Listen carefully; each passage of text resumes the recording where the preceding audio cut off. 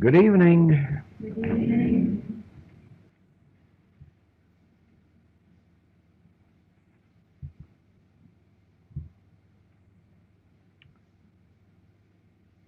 I would very much like to convey to you my thanks, my gratitude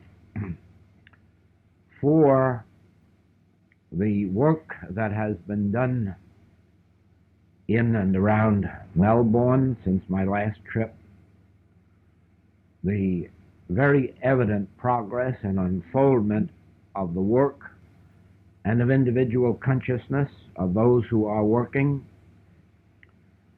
and of course, particular thanks for the very evident love and care and affection that has been given to us personally on this trip, and the care that has gone into the preparation of the work. And I like to dwell on this for a little while because it has a special significance in the lives of students. You will remember that last night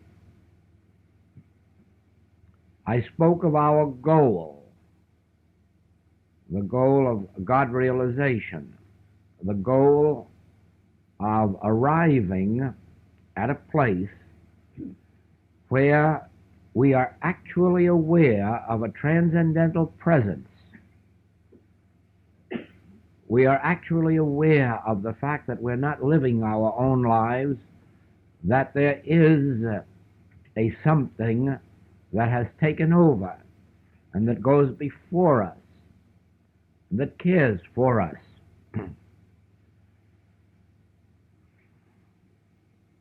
The attainment of this mind that was also in Christ Jesus is brought about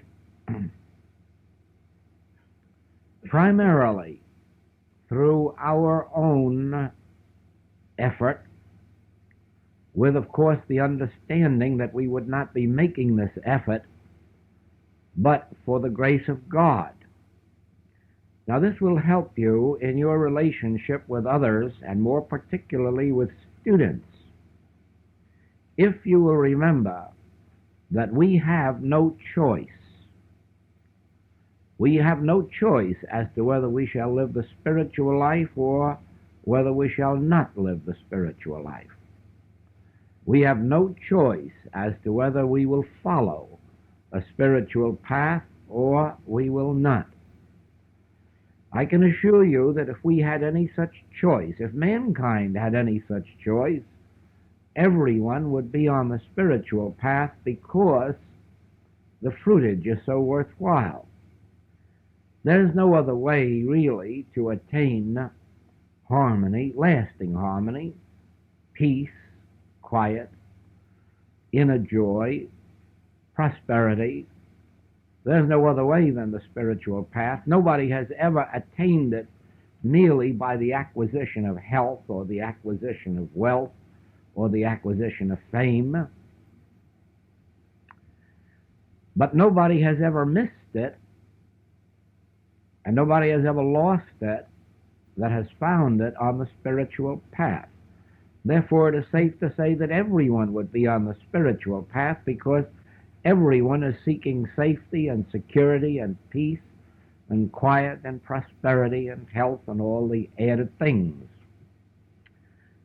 But they have no such choice. We come to the spiritual life by an act of grace. We come to a class of this nature by an act of grace, not by our own will. No one is in this room tonight by virtue of his or her own will. It is because of a propulsion. It is because of a direction. It is because of a leading that comes from a source greater than oneself. If you were to speak to the people of this city about coming to this class, I'm sure that you would find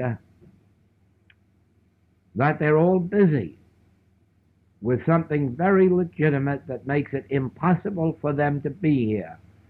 And only you aren't that busy with something else. And that is not an accident.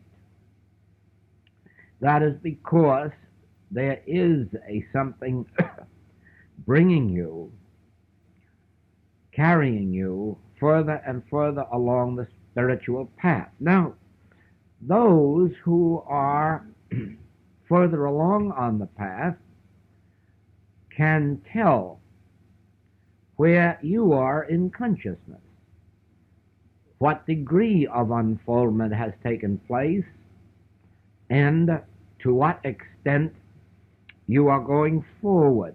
And one of these ways has to do with this very subject of the reason for my thanks and my gratitude.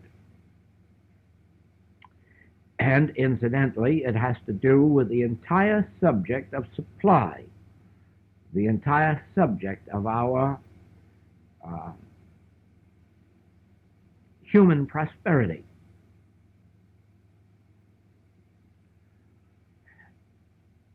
You will notice as others come to you for help, as others seek spiritual light, you will notice that there are three distinct stages that you can readily pigeonhole, name.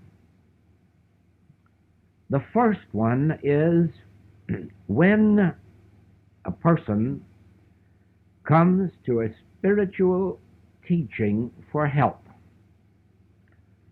And you will notice that when they reach that point that they have been directed to a spiritual source, that they are quite eager for it.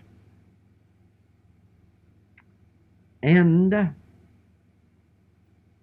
that they will make efforts, that they will spend money. Money, time, effort, devotion. But you will also notice this, that the effort, the time, the devotion, and the money is being spent for their spiritual progress. They are not thinking in terms of a teaching. They are not thinking in terms of a world seeking freedom. They are seeking primarily for something that will meet their own individual need.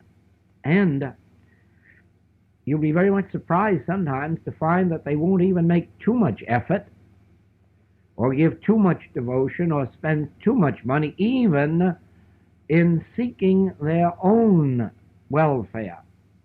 But the time does come when really there's not any amount of trouble that they won't go to, or any amount of devotion, or any amount they won't spend for that purpose of meeting their need. And this you will always notice in the first stage of a person on the spiritual path. There comes a second stage. And here you will discover that the young student has already found some measure of help, has received some measure of healing or harmony, and is beginning to think in terms of others, more particularly their family or their relatives. And that is when they begin to try to interest their friends or relatives, or they will buy books to give them, or they will pay for classes for them. They will be making efforts. They will be giving something of themselves for others.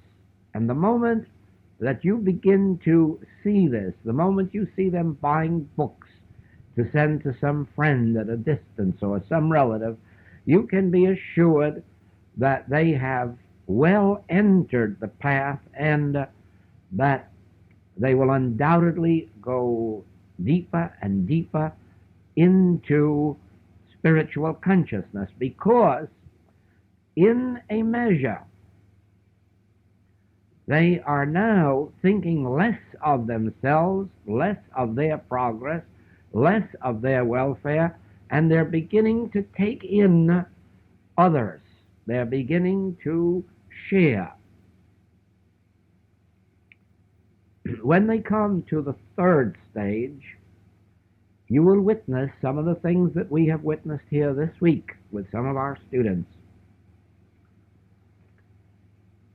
No longer is the idea, what can I get from this, or will this give me all that I need? By this time, enough has appeared in their experience so that it is virtually taken for granted. This is my way. This is what is producing in my life. And now begins the third stage, which is one of the most essential stages before we can come into the fullness of consciousness and the fullness of those things that are added. And that is where we are beginning to think in terms of the message or of the world. We are beginning to think, how can I give myself? How can I serve in some way that others may find a benefit from this work?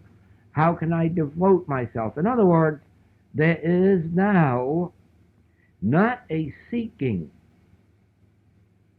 toward oneself, but rather a seeking to give oneself, a seeking to devote oneself, a seeking to benefit the world. The world has begun to come into the consciousness of an individual rather than their own life, their own health, their own body, or even that of their own family. Now, universal consciousness has been tapped. That stage the Master describes as loving your neighbor as yourself. Now, there is no such thing on the face of the globe as a human being loving his neighbor as himself. A human being must love himself primarily, and his family secondly. And if it goes much further than that, you can be assured that the individual is breaking through humanhood, expanding out of humanhood, because humanhood is bound up entirely in its own welfare and the welfare of what it considers its own family, mother or father or sister or brother or child. And rarely if ever, does a human being's thought go beyond that. Sometimes it's compelled by community interest to support the Red Feather Fund or the YMCA or the Boy Scouts, but usually in the human state it is really done more or less under pressure and reluctantly, and not to the full measure of one's ability to do those things. It is only as the boundaries of humanhood are broken that we really commence to know that there are families across the track whose children do not get a summer holiday or who do not have adequate clothing or schooling, and then we begin to be more public-minded. It isn't really being public-minded at all. It is now breaking past the bonds of humanhood into that spiritual state of consciousness which is love thy neighbor as thyself. Now, the miracle part of this is this. We all know, of course, that in the human scene, the struggle for existence is intense. The struggle to make an adequate livelihood. The struggle to meet one's bills on time and still have a little left over. The struggle to keep one's business solvent. The struggle to stay in the right atmosphere of competition. This is part of that limited human consciousness that can only feed upon itself. It has to rely on its own physical strength. It has to rely on its own education, personal experience, or even influence. This is all the limitation of humanhood. But there comes an inevitable period to those on the spiritual path when this struggle lessens, when life becomes more fruitful and the labor less arduous. And usually you will find that this period coincides with the second stage of development, when we are beginning to think of others, when we are beginning to think of sharing with others, when we are beginning to see that there are others in the world who have problems, and that perhaps as a neighbor we can help to do something about it. And in proportion as we begin to concern ourselves less with personal problems and entertain a larger mental atmosphere, one that embraces more of our neighbors, we begin to find that our business pressure lessens, our income increases, our actual worries lessen, our fears begin to die. And then, of course, there comes that inevitable third stage, in which we now begin to be so little concerned about our own demonstration, primarily because it's taking care of itself better than it ever did before, and we are beginning to embrace this idea of love thy neighbor. Now our neighbor is beginning to be somebody in another country, or those in other countries.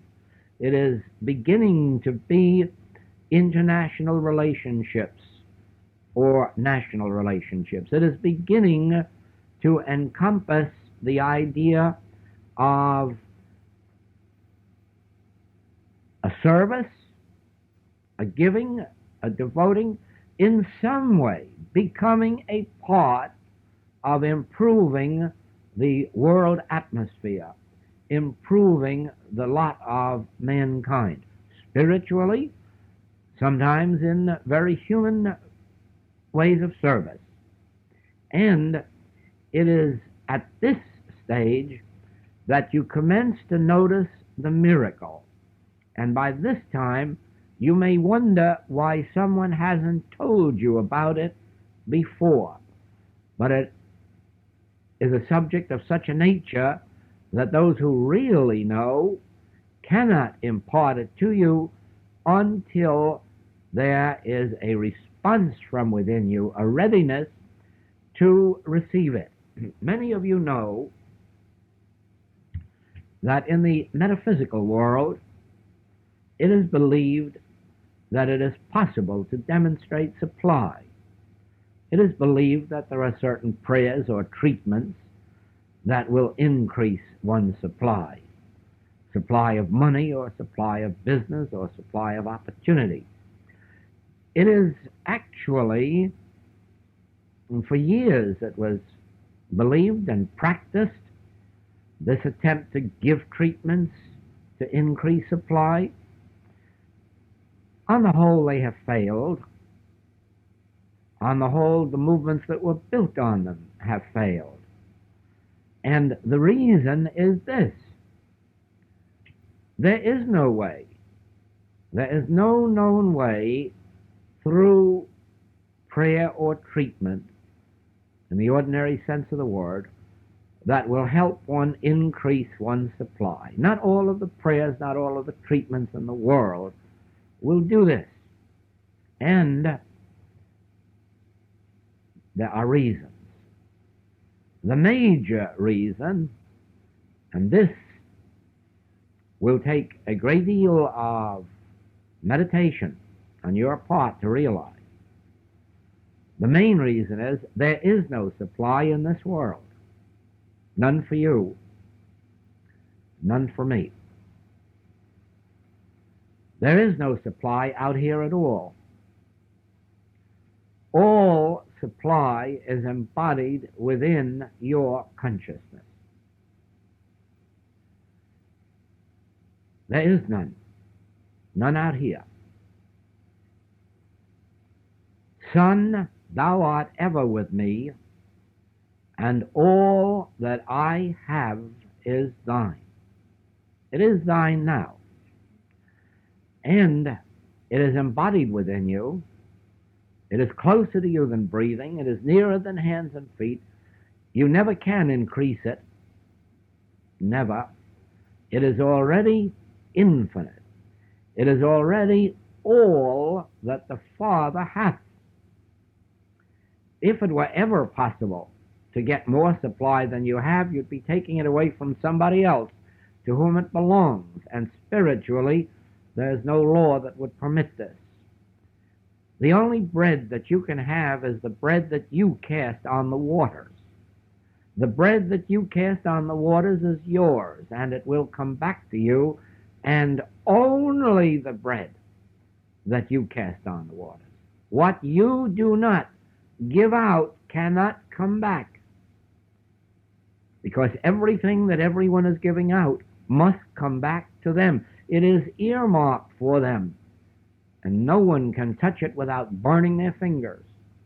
Now, once you begin to realize you are not a finite human being, you are actually the life of God in individual expression, and everything necessary to your experience is embodied within you.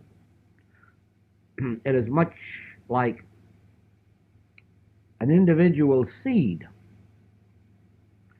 It contains everything within itself necessary to its unfoldment and development as a full-blown tree with fruit on it. You plant that seed in its native element, and within the seed itself is the ability to draw unto it from within its own being, like the spider and its web. And eventually, that seed, which seems to be so tiny, has become the full-grown tree by virtue of an activity that is within itself, that draws unto itself from its surroundings its particular need without taking anything from the tree next door or the plant. So with us, our good appears to us to come through outside activities, through a business, a profession, an art, through other individuals. Just as the seed supply seems to come from the ground, the sun, the rain, but actually all of this activity is contained within the nature of the seed itself. And all of this activity of our life is contained within our own consciousness. And even though we seem to be drawing money from dividends or business or investments or friends or relatives or services, nevertheless, it can't come to us unless we set in motion the activity of consciousness within ourselves that draws back unto us that which is already our own. And so it is that at the third stage of spiritual unfoldment, you learn a great secret. You learn that this very devotion, this very concern that others benefit, this very concern to be a part of an activity, or to be a part of a contribution, or to be a part of a service that is to benefit others beyond the realm of ourselves, this itself is the putting out of the bread that is to return to us. And so, at this stage, we learn the secret which every mystic has known. No mystic has ever failed to reveal the secret of supply. And the secret is not getting, the secret is giving. The secret is devoting. The secret is serving. The secret is outpouring. And it is only in proportion to our outpouring of ourself, of our qualities, of what we have, that the return can come in. In ancient days, this lesson was taught to the Hebrews in the form of tithing. And in modern days, there are some religious movements that still operate from the standpoint of tithing. And those who understand what they are doing when they tithe benefit tremendously and do find the infinite nature, the abundant nature of their supply. Others are tithing and receiving no benefit because they have a false idea of the meaning of tithing. When a person tithes with the idea that there is going to be a return, they have lost the entire benefit of tithing, and there is no return. Not only there is no return, but they even lose hold of that which they have given. So it is when a person, through their service, through their devotion, through their activity in a spiritual work or religious work, when they believe that there is to be a return to them for that, they have lost. They've really lost everything. It is only when this giving or serving or devotion is an outpouring of one's own love, one's own desire that others benefit by it, that it becomes the law of supply. And this is the reason that you can never teach the law of supply to your friends or relatives until such, or students, until such time as they give evidence of the fact that they have discovered it for themselves. The reason is that it is very apt to give the impression that if only they give, there will be a return, and then you've set them on the wrong path. Because by giving, there is no return, except when the giving is the spontaneous love that flows out from one that compels them to be doing what they are doing. And this also explains your presence in this room. No one actually in the human scene could bring themselves here.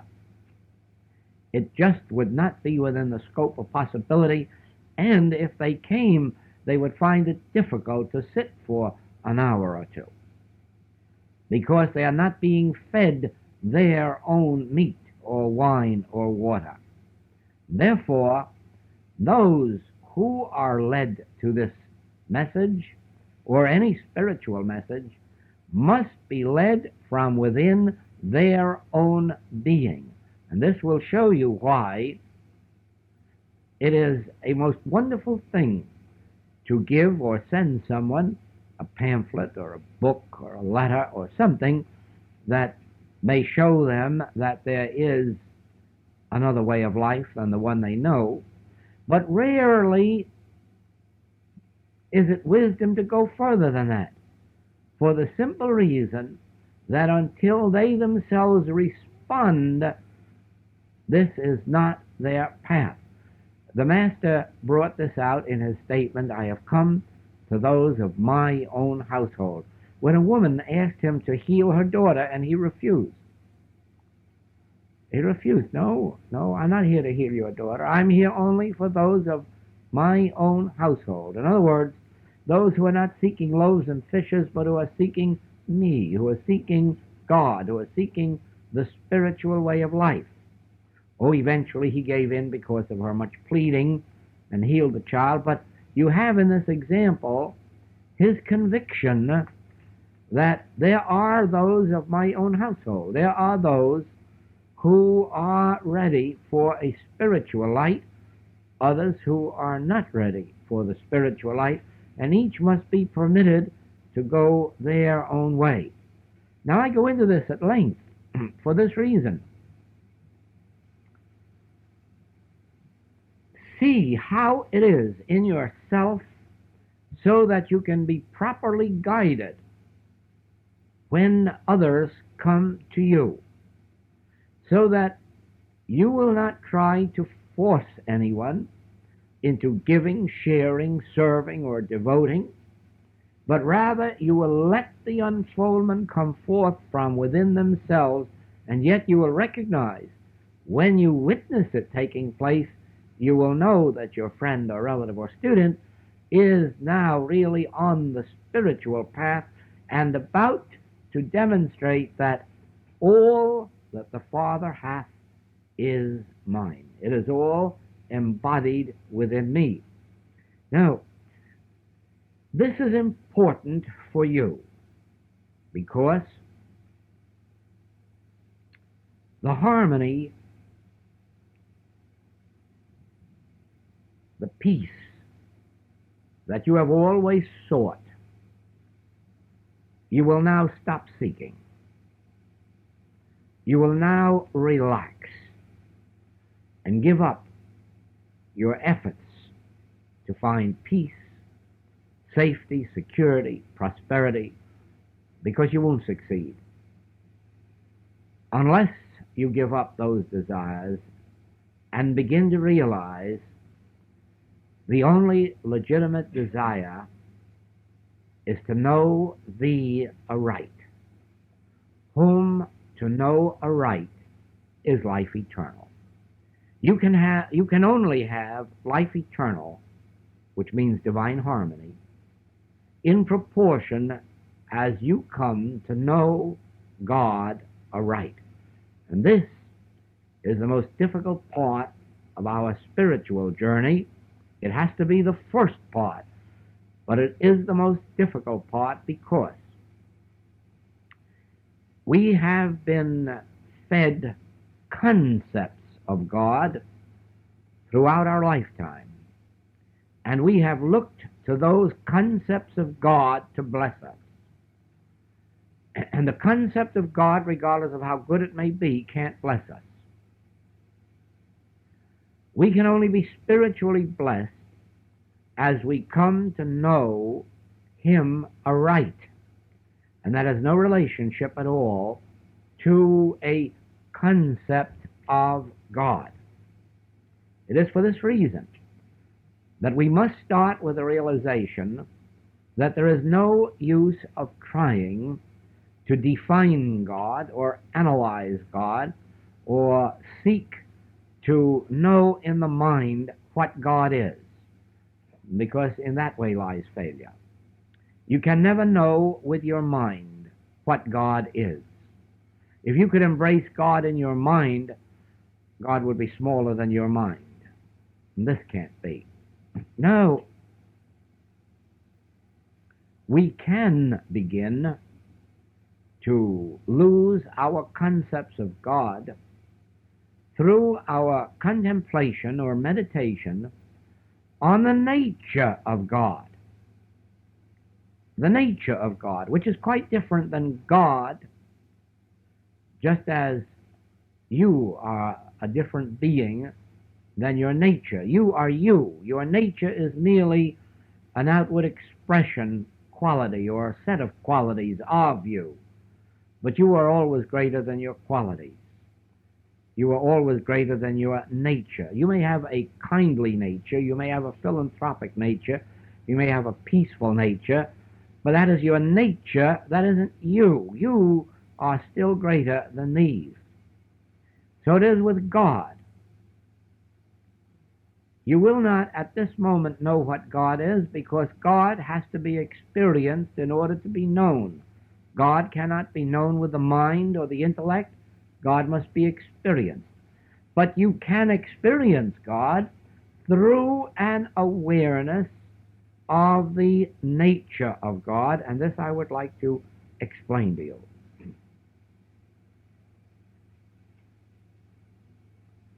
The mere fact that you may have prayed to God for something is proof positive that you have not known the nature of God.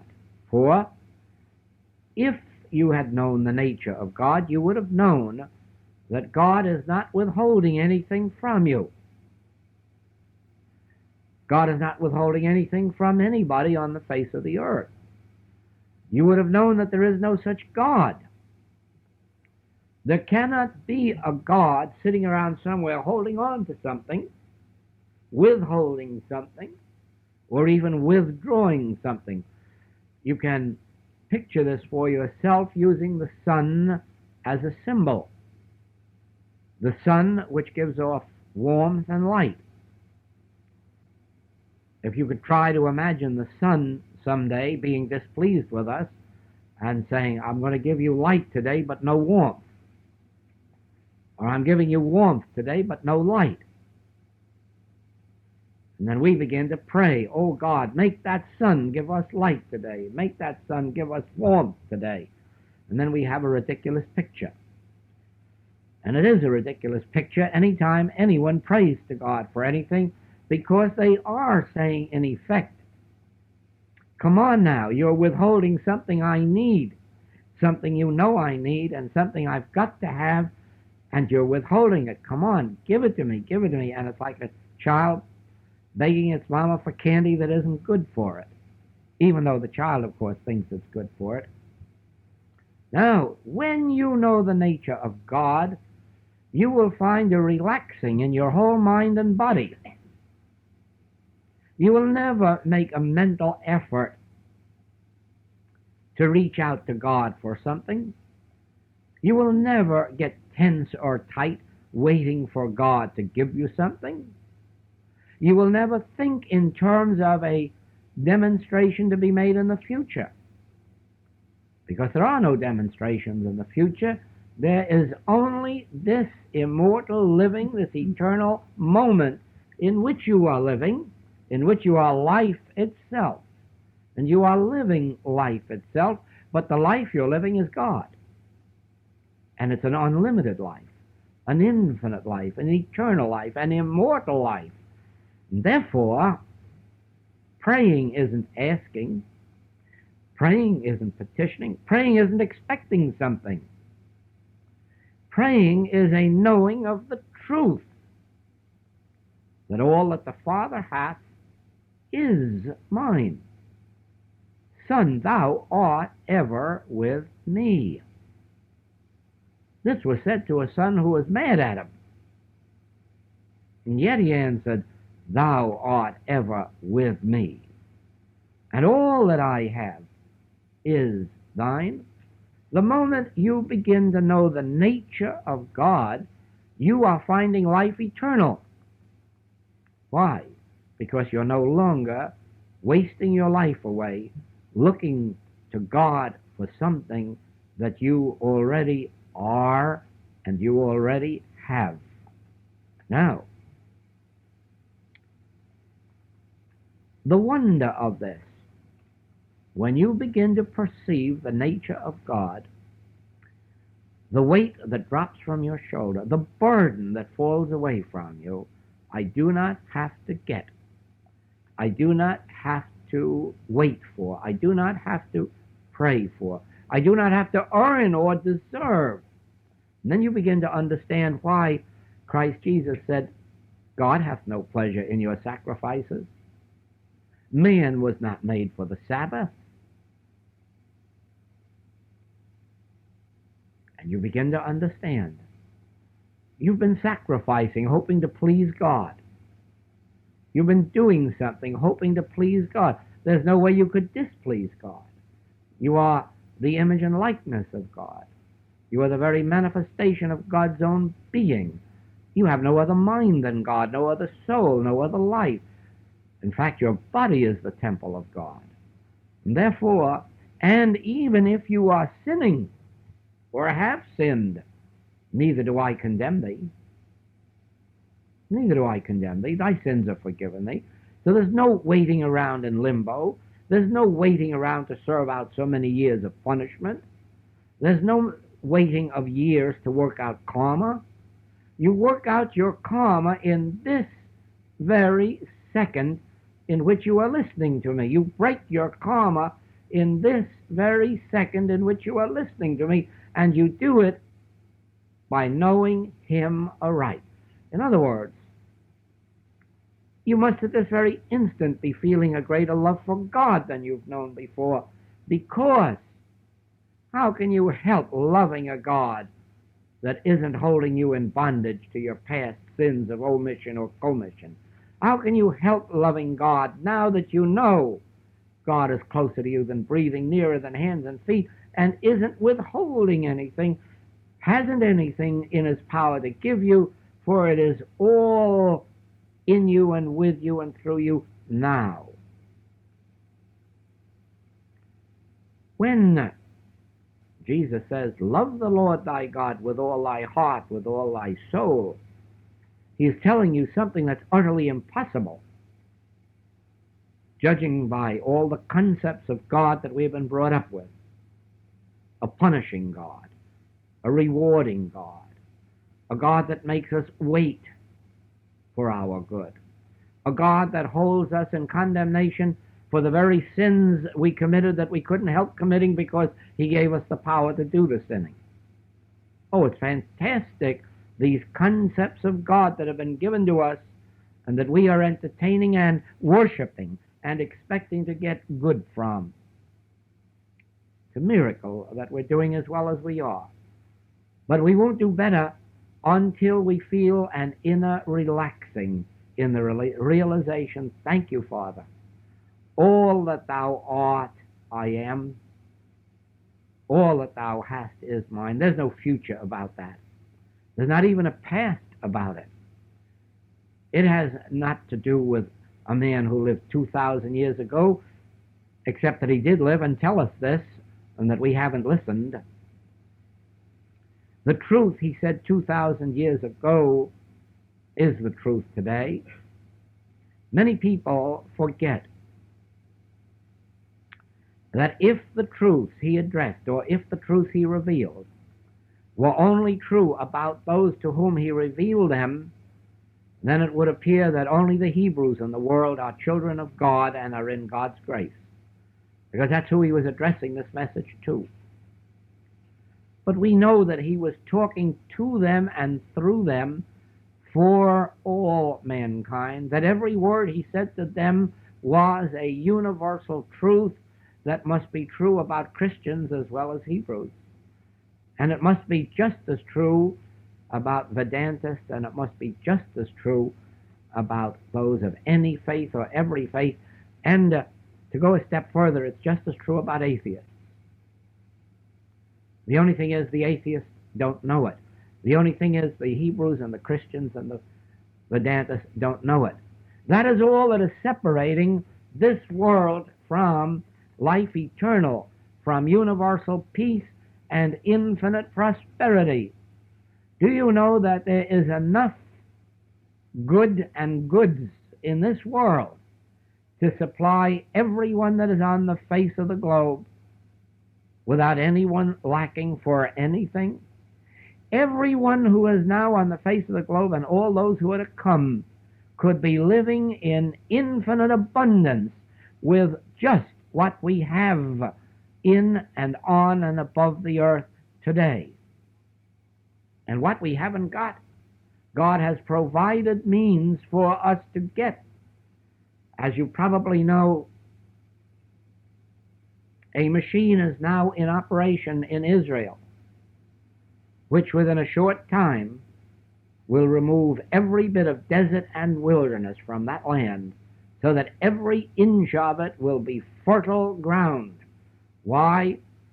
Because a godly man has discovered how to draw fresh water from the sea inexpensively. Another machine is in operation, or rather in manufacture, and when it is completed, it will begin to make roses grow in the American deserts, in the American wilderness. Hundreds of thousands of square miles that are not producing a blade of grass will be producing food for mankind. Why? Because God has given us everything.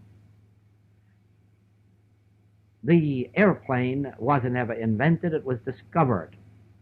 There are laws of God that existed before Abraham was that make airplaning possible.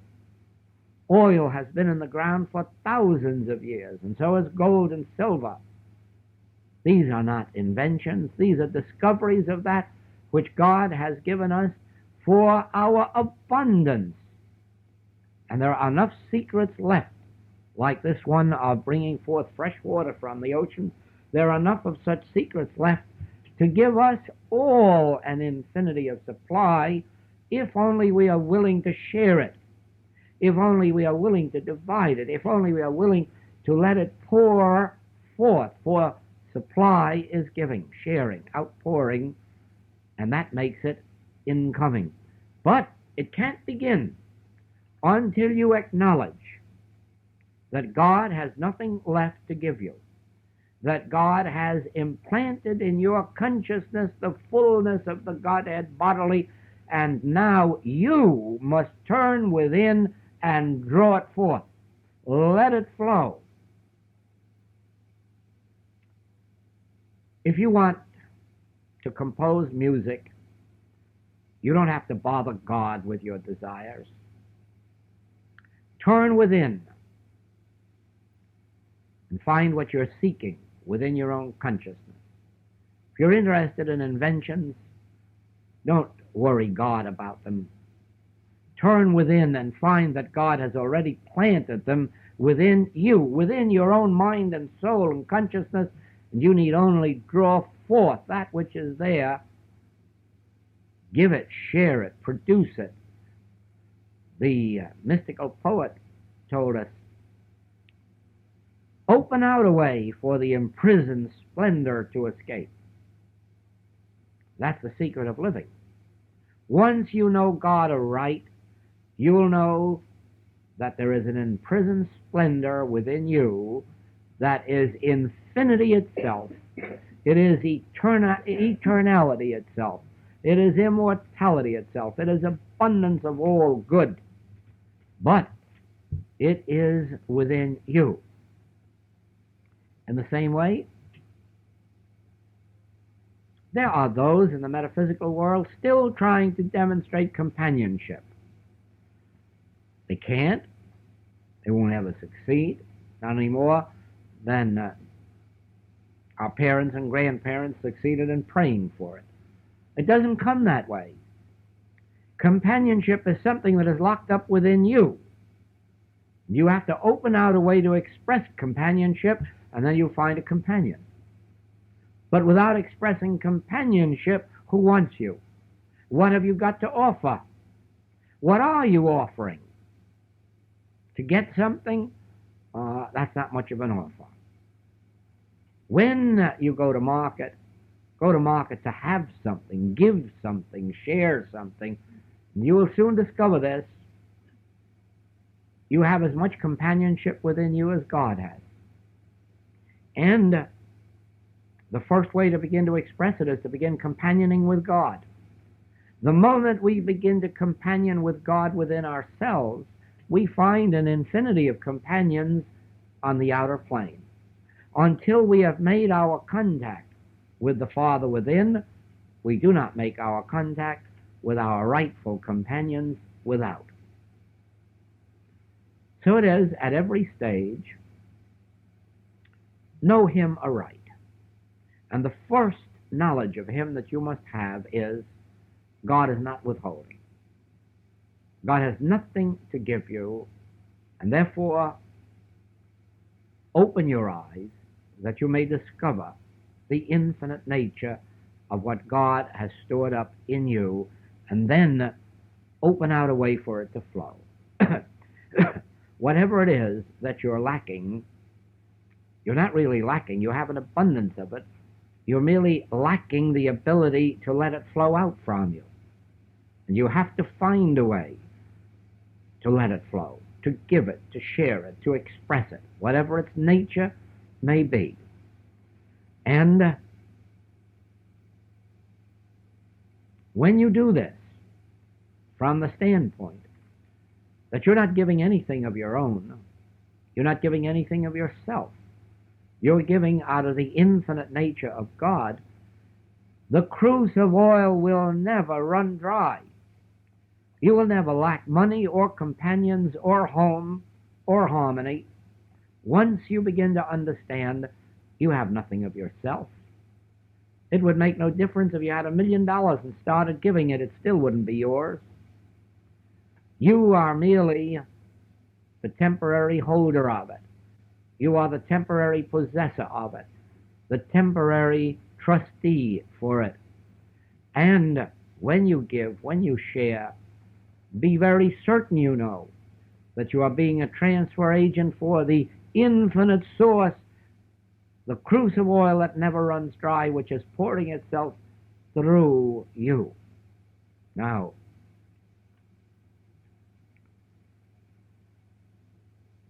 just as we know that God is not a giving God, so do we know that in an absolute sense God is not a forgiving God. For the reason that God never holds us in bondage to our errors. If you want to understand the nature of punishment, you must seek for it in a different direction, for God knows nothing about it. God is of too pure eyes to behold iniquity.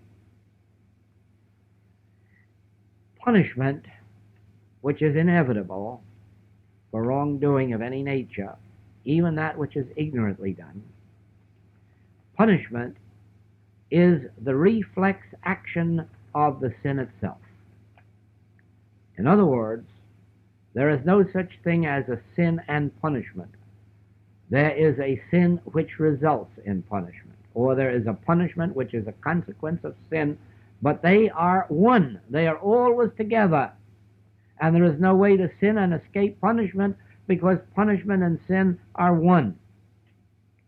It works on the same principle of sticking your hand into an electric fan and finding your fingers cut off.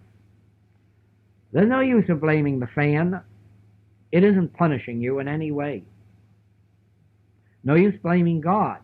God isn't punishing you in any way. But sticking your fingers in that fan is just the opposite end, or rather the losing the fingers is the opposite end of sticking your hand in that fan. To avoid it, keep your hand out. And so with us, refraining from wrongdoing is an impossibility, because as human beings we were actually born with an equal capacity to do good and to do evil. That is what constitutes humanhood, is the belief of two powers, good and evil, and we are constituted of both. But while we can't refrain from doing evil, we can do good, and we can't both do good and evil. We can't do both good and evil, but good and evil can't occupy the same space at the same time. Therefore, when we are occupied in letting God's grace flow through us, there's no longer a capacity for evil. There isn't even a capacity to stick our fingers in the fan by mistake. It just won't happen. There isn't a capacity to have an accident. There isn't a capacity left for sin, disease, or death, or lack, or limitation, once we begin to understand that we are a transparency, an instrument for God's goodness to flow. We have no good of our own. Why callest thou me good? There is but one good, the Father in heaven. There is no wealth of my own. There is only the wealth of God, the substance of God, which is ours to share. There is no wisdom of our own that we can keep locked up in our own brain. All wisdom is of God, and it is up to us to let it share. There is no love that we can keep locked up within ourselves that belongs to us. Love is God. And therefore, we can open out a way for this imprisoned love to escape. And in doing this, we overcome the karma of sin and of punishment. That is the meaning of the Oriental word karma, the result or reverse action of what we put in motion. Whatever we put in motion has a reverse action. Whatever of good we do returns good to us. Whatever of evil or wrong or error we do returns as that to us. When we realize, however, that I do neither good nor evil, I break the karma. When I realize that I have no good or evil to do, I break the karma. When I realize that I am but the transparency for God to flow through, that I am but the instrument for God's good to reach mankind, I am but the instrument for the blessing of my home or my family or my friends or my practice or my student body or the world. When I realize that I am but a point in consciousness through which God's grace is permitted to flow to bless those receptive and responsive to it, I have no responsibility for being good, and I have no possibility of being too bad. Oh, the little human faults that remain with all of us, certainly, because we're still a part and parcel of that ancient Adamic belief in two powers. But in the degree that we realize I can neither do good nor evil, I am but the transparency through which God appears. I am the instrument through which God's grace is flowing. Then I have no qualities of good or evil, and I have no good karma, and I have no bad karma. I'm just the spiritual offspring of God, being eternally the Son of God. And that's neither good nor evil. That's just being perfect. That's not bad either. Now, let us understand this. We are on the nature of God, because the nature of God means the nature of good. And because God expresses as individual you, good must express individually as yours. And since God is infinite, your good has to be infinite. And there's no room in your demonstration for anything less than infinite good, infinite abundance, infinite harmony, infinite life, infinite truth, infinite love. But it can only come as you understand this. God is not withholding. God is not to be sacrificed. God cannot be influenced.